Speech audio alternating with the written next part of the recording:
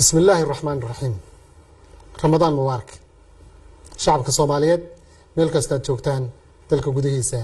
iyo dibadiisa dawladda Soomaaliya iyo midowga Afrika waxay horaantii toddobaadkan ka wada hadleen sidii midowga Afrika kaalin wax ku uga qaadan lahaa sidii ay Soomaaliya uga qabsoomi lahayd doorasho qof iyo cod ah oo si xor iyo xalaal ah uga qabsoonta ayna u dheeyeen dhammaan dhinacyada siyaasadda Soomaaliya dawladda Soomaaliya waxa ay sidii lagu ballamayba ka filaysaa midowga Afrika taageero gacan ka geysan karta sidii ay u dhici lahayd doorasho shacabku doorta wakiiladooda si waafaqsan dastuurka dalka dawladda Soomaaliya waxay ka digaysaa xogaha xasaasiga ee hordhaca ah oo xaqiijinaya in dawladaha Kenya iyo Djibouti ka dhaxwadaan oo la diblomaasiyadeed oo ay xubnaha guddiga amniga iyo nabadda Afrika kaga dhaadhicinayaan soo jeedin qodobo ay doonayaan in lagu daro war qoraalka ama communique-ga oo la doonayo inuu soo saaro guddiga amniga iyo nabadda ee midowga Afrika sidaa darteed dawladda Soomaaliya waxay ka digaysaa wax kasta oo taabanaya gobonimada iyo madax bannaanida siyaasadeed ee Jamhuuriyadda Federaalka Soomaaliya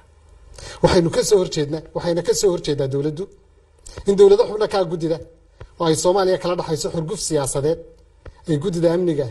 iyo nabadda ee midowga Afrika u adeegsadaan ku xadgudubka gobonimada iyo madax bannaanida Jamhuuriyadda Federaalka Soomaaliya ururada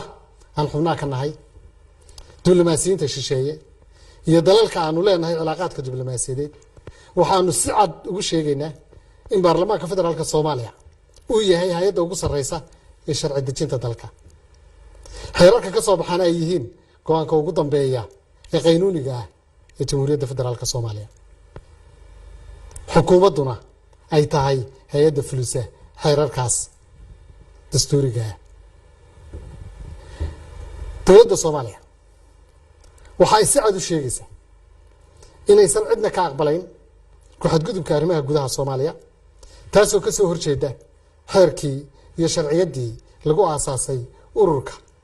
midowga African Union oo ay Soomaaliya qayb ku lahayd asaaskiisii iyo taabagelintiisii ugu dambeyn dawladda Soomaaliya waxay soo dhaweynaysaa cid kasta oo gacan ka siinaysa sidii ay dalka uga dhici lahayd doorasho xor iyo xalaal ah oo shacabkuna ay doortaan wakiiladooda iyadoo la ixtiraamayo madax bannaanida siyaasadeed ee Jamhuuriyadda Federaalka Soomaaliya. Aad baa mahadsantihiin Ramadan Kariim.